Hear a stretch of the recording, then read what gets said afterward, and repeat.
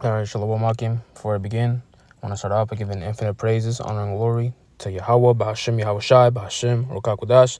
Double honors to the apostles and elders. I agree millstone, the men who teach and rule well, the men who touch this truth. And peace and blessings be unto you, full of Akim. Your brothers that also push out this word in truth, faith, and in sincerity. Salakia. So, in this lesson, Lord's will, I want to bring out some scriptures concerning pretty much the upcoming, preparing also the beginning of sorrows. All right, and when you read into it, mainly in Esdras and as well as other men of the Lord, we know that when they have received visions sent by the Heavenly Father Yahweh, we understand that within those visions was what there were visions, future visions of just complete terror and anarchy. All right, and not to go too much off topic. I also want to mention a film that I recently rewatched that pretty much had me. It was almost spot on when you read into the scriptures when it speaks on those beginning sorrows and the beginning great mournings and great deaths and fear. All right, so this is the book of 2nd Ezra 16 and 17. It says, woe is me, who shall deliver me in those days? The beginning of sorrows and great mournings, the beginning of famine and great death, the beginning of wars, and the powers shall stand in fear, the beginning of evils. What shall I do when these evils shall come? All right, and this is, of course, the man Esdras himself, pretty much lamenting of, based off on what he's seeing alone, what Yahweh Shemi Shai has showed him, all right, in those visions, all right? And you can read the whole chapter, all right, how it goes into how men shall pretty much be almost animalistic, all right, in today's society, all right? And this is also, really, it's also a plague. Whenever the Lord sends a sense of confusion, all right, as well as terror, to the majority of to all that is living in the city, that's a plague. Because here it is, there's no peace found in the land. All right, and it's to the point now where that spirit is only going to be heightened from here on out. Really, it's been heightening since the beginning of time. All right, since the beginning of how even when America was first founded, the Lord had always intended this place to be uneasy, and mainly for whom? The people of His portion. All right, Jacob. All right, because we understand that what this, of course, this event being coined as Jacob's trouble. All right, that this is mainly going to be, and I wanted to point this out as well, as many times I have over in lessons before, and brothers have said it before plenty of times, that these things that's coming to America, to Babylon the Great, is only going to be appointed unto whom? The wicked of our people, and also as a test to the election, a test of our faith. And that's also why in these times alone, that's why the elect men are being tried consistently. All right, because the Lord needs us to be essentially men of steel. I always quote that from the Apostle Ariam Lab. All right, how the Lord needs us to be men of steel to the point where terrors and perils on either side pretty much doesn't faze us. You know, verse 19, it says, "Behold, famine and plague, tribulation and anguish are sent as scourges for amendment.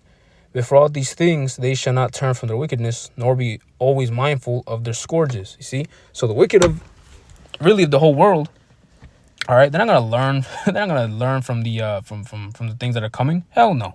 And that's why the Lord has to turn everything up to the max. And as the scriptures say, there's gonna be no remedy for these people but death. All right, a great righteous slaughter, and it's to the point now where it's gonna be so bad that even the chief archangel Michael is gonna have to stand up for our people, because this is gonna be a time to where it was never before seen ever. All right, at any point of time in history. This is the book of Daniel 12 and 1.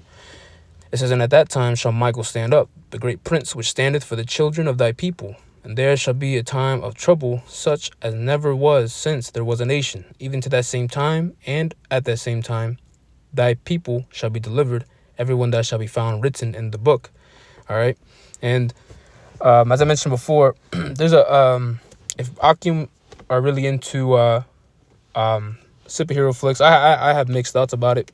But if I were to watch I think it's the Christopher Nolan trilogy of the Batman films, the third one specifically, with I think Tom Hardy as Bane, there is a plot device in that movie where Gotham, which the filming of the fictional city Gotham essentially took place in the city of Chicago. And in that film, it was pretty much just that. How, I forgot the actual plot. I really dozed off halfway through the movie, but Bane All right, the main villain in that movie, he had it to where a part of his plan was to essentially raise up, to trap and to lure all the Chicago or Gotham, in this case PD, all right, all of the police into the main island downtown, and essentially have it to where all the bridges be raised indefinitely, all right, and trapping everyone underground essentially to the point where authority is just going to be not redundant. Authority is not going to be found. All right, and the reason why is because that was pretty much part of his plan. And guess what? Throughout in the movie, months passed, and it was just that the city of Gotham was turned into a pretty much a lawless hellhole, pretty much. You know, people couldn't get out, people couldn't even get in. And it's funny because in that movie, they show you how during that time, the way the criminals or his goons tortured the civilians in that time was that when winter came around, it was so bad that the surrounding water that pretty much surrounded the city, that was the only way to pretty much escape. But really, it was just a how do you say, a fugazi, all right? Because essentially what it was like a torture device to where the water was frozen, and he was pretty much giving people false hope, you know, and to pretty much walk your way out of the city through the frozen lake. But, you know, nevertheless, it was just all, they were just all walking on thin ice, which pretty much just led to their deaths, you know? So, and the thing is, what's crazy is that that's not something that's completely far-fetched at all, you know? And that's really why Akim always mentioned martial law, all right? To the point where Esau is going to not only send his troops, but the military police, secret police, and wherever brothers may be in America. Because here it is in the DMV area. It's just that, the DC, Maryland, and Virginia area, right? Mainly Northern Virginia. But nevertheless, these places house what? It's the nation's capital, you know?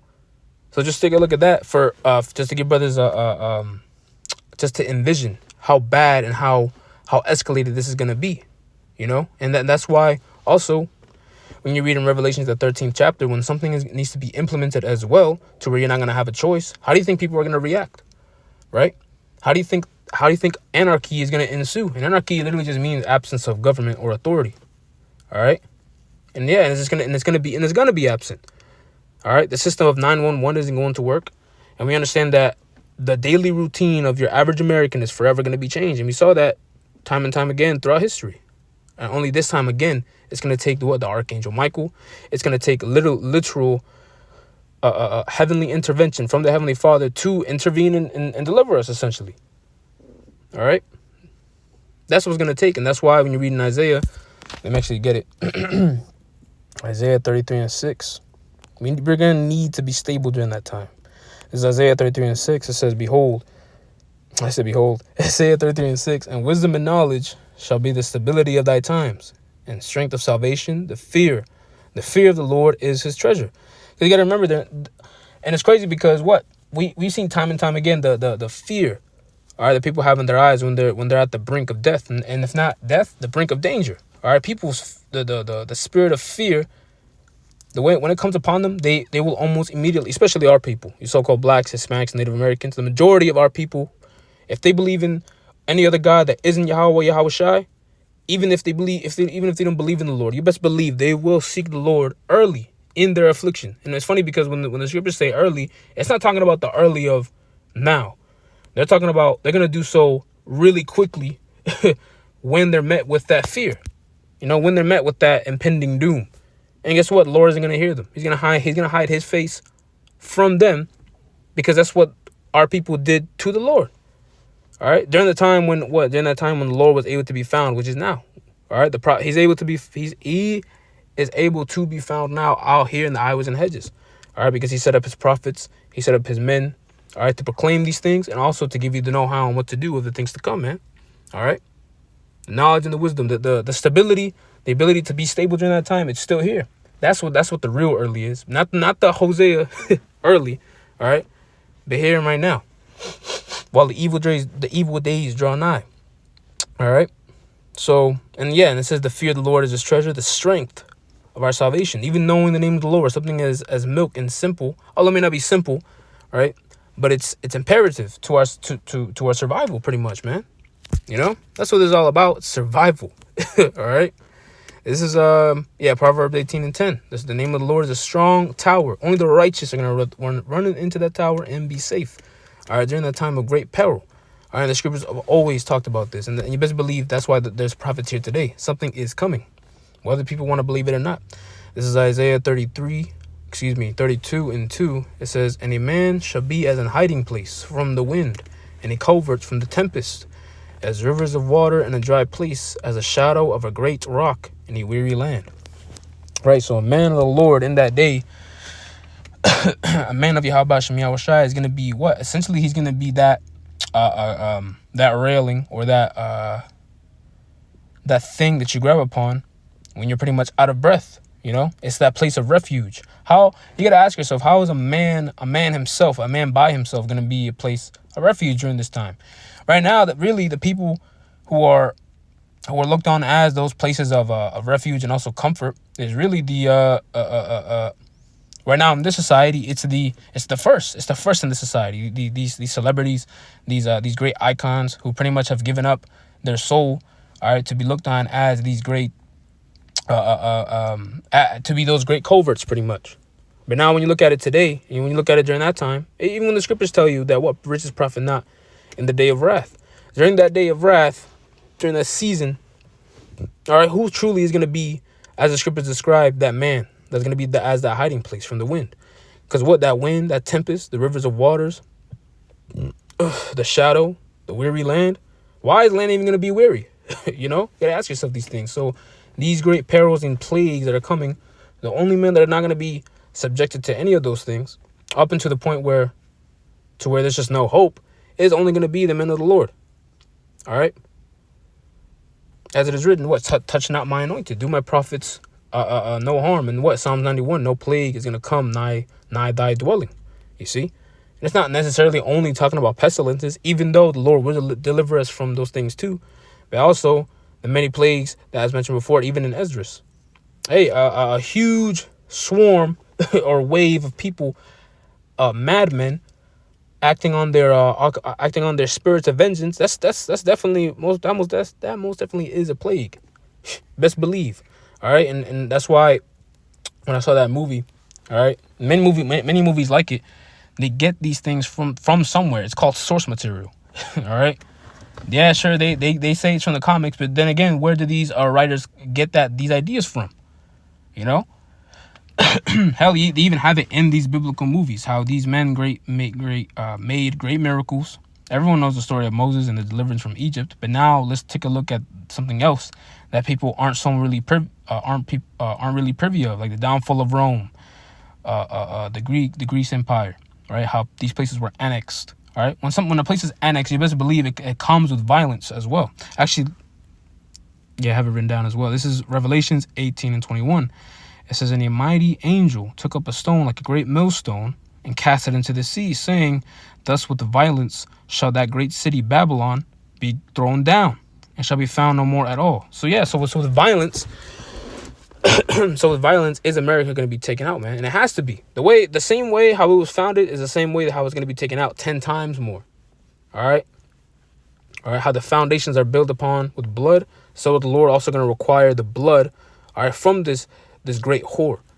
All right. Now that was pretty much all the scriptures I had. I'm gonna read this one more time. Revelations 18:21. "And a mighty angel took up a stone like a great millstone and cast it into the sea, saying, Thus with violence shall that great city Babylon be thrown down, and shall be found no more at all." All right. And that's why also the scriptures tell us many times, Matthew the 7th chapter, 2nd Ezra the 7th chapter, starting at I think verses 50 on down, how pretty much how are you gonna receive that kingdom? How are we gonna obtain that infinite resting place if we're not to pass through these great perils, man? Because guess what? The 2/3, the 1/3, and even the 144,000, they have to go and also see and experience that Revelations 18:21, the violence, that great violence that Babylon's going to be going through. All right, and the reward of the wicked, because that indeed is just that. It's going to be the reward for the wicked and a testing trial for the elect men. All right. So that's why at the end of the days, when you read these things, that's why it's better to understand that, wow, indeed, Yahweh Shem Yahushua is going to need us to be men of steel, for these upcoming wars, and also what the preparation and the beginning of sorrows, man. All right. So those one, this video was edifying. I'm going to close out by giving all praises, honor, and glory to Yahweh, Ba'Hashem Yahushua, Ba'Hashem Rakakudash, double honors to the apostles and elders. I agree most on them who teach and rule well, and peace and blessings be unto you, fellow Akim, your brothers that also push out this word in truth, faith, and sincerity. And I don't know how to say this lesson be edifying. That I'm going to say shalom.